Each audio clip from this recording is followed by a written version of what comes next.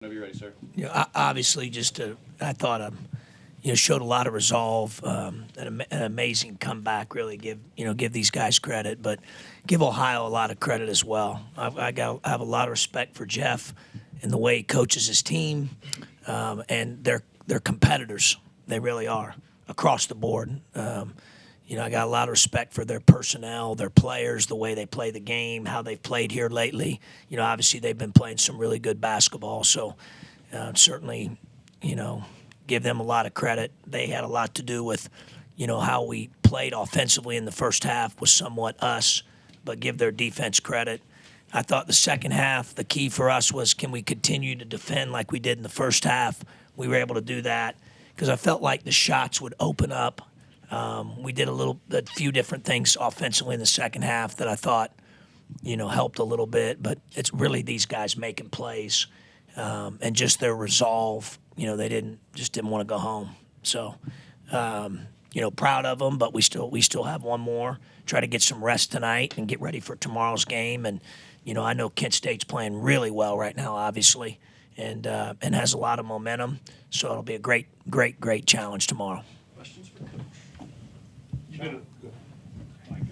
You've been in a lot of games, right? OU, Illinois, Akron. Just how do you get your group to refocus after a 16-point half where obviously nothing was going your way, but you're only down like 5 possessions basically? Yeah, I think we've got great leadership in there. They kept referencing Greg, if you noticed, and Greg's leadership tonight was super impactful. Obviously his play was as well, but just his voice, his calming influence, his talking to Tavari and kind of helping him manage the game. I thought Tavari was really good. It's a great example of, and guys get caught up in this whether they score or not. And Tavari Johnson was unbelievable tonight. 17 minutes, 3 assists, 0 turnovers, played good defense, ran the team in the middle of the run, with all those seniors out there. And I thought he played really, really well for us, as did a lot of the guys who were off the bench. But I think when you have good leadership, Michael, that's what, obviously I can say, and you can hear their regurgitate talking about mental toughness. It is a huge key. I thought we had it yesterday. I thought we had it today. But the quality of the character of the guys in the locker room, the leadership of the older guys, is how something like that happens, where you score 16 points and a half. I don't know if we've done that. You'd have to look. BD or Hunter could look. I don't know if we've done that in 7 years, and still find a way to win. I mean, that's resolve, that's toughness, that's ability to get to the next play. And what you hope, obviously, is that they're learning that lesson for life, is what you hope as a coach. That they understand, like, sometimes you're not going to get dealt cards that are, you're going to have to play the ones you have and continue just to control the things you control, have mental toughness, get to the next play. Event happens, what your response is going to be oftentimes will dictate outcome. And, they've bought into that, but they've been around a while. And so I think, they know that that's truthful. So I think the leadership of the older guys. Sean, what was halftime like for you? Like, what were you seeing and hearing? I heard Greg a lot before I ever got to the locker room. And so he, and I said this yesterday, player-led teams are way more powerful than coach-led teams. Way more powerful. When those guys get to the point where they can lead, and you can just kind of get them to the bus and guide them a little bit, But they were very poised at halftime.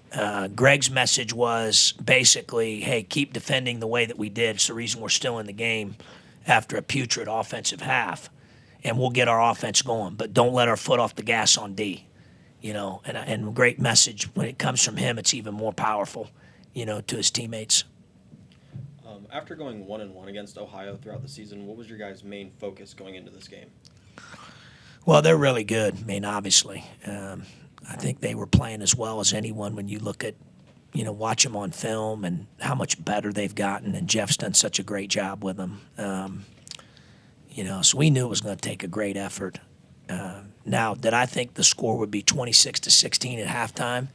I certainly didn't think we'd have 16, but I would have guessed also that they wouldn't have had 26. It was, sometimes every game's different, But, fortunately for us, we started scoring and making some shots in the second half, and we were able to sustain our defense a little bit.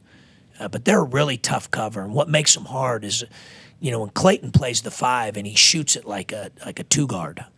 And so there's so much space out there. And they do a great job of taking advantage of that. They have really good players, and they have a good scheme. And you mentioned defensively we were very good tonight. Can you talk about how when someone like Greg, who's very good defensively, gets into foul trouble, you guys kind of keep your calm and still keep the foot on the gas? Yeah, just a maturity and growth thing, right?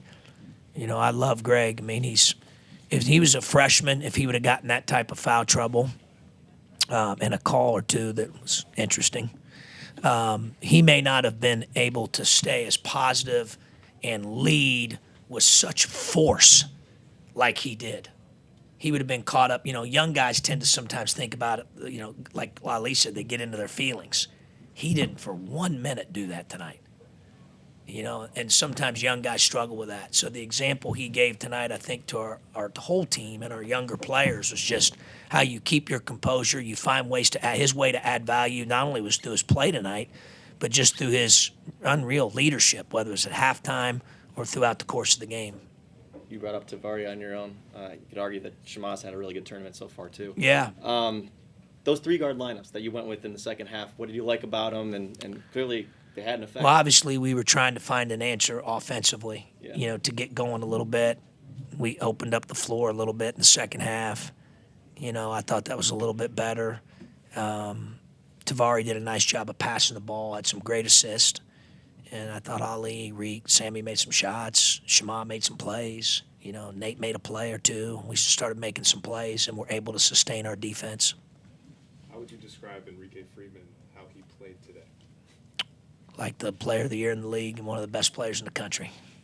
And I've been saying that the whole time. I mean, his willpower tonight and his ability to rebound. Those guys, man, I keep telling them, everybody's got to participate in rebounding. And some of those guys will say, but Coach, I can't get any. Freeman gets them all, So he just has a knack for doing that. And some of those he got were way outside his area. We call those range rebounds. Some are unreal. I thought he played with a lot of force tonight. You got time for one more? Just to piggyback off that one, 7 blocks also for him, including one and like 112 left. That was huge. Yeah, it was huge, Nate. Just, obviously his presence on offense is so glaring, but what does he do for you guys on the defensive end that just changes the game? He blocks shots, he rebounds, you guys are, it's hard. Michael laughs because we've talked about him so much. Like, I don't know what else to tell you, You guys are making his case to have I got Marcus sitting back there to have his jersey in the rafters at some point. I think it's pretty obvious, But and I always said this about him, and Michael knows this because you and I have talked a lot about him. What's unique about him is his humility. Marcus knows this too. It's unbelievable, like the way he treats people. It's amazing. It's great. I love my kids get to see that. I mean, it's unreal. And whether it's, I get emails, I'm talking like professors and other student athletes, and the way he treats them, and administrators and people in the community, and a note or an email from a restaurant, or a picture he took with somebody, or it's unbelievable. And he has that special quality of understanding that it's not about him, and that's rare for his age. So it's bigger than basketball. He gets that, and I think that's what allows him to be, in some ways, such a great player. Thank you, sir. Thanks, everyone. Thanks.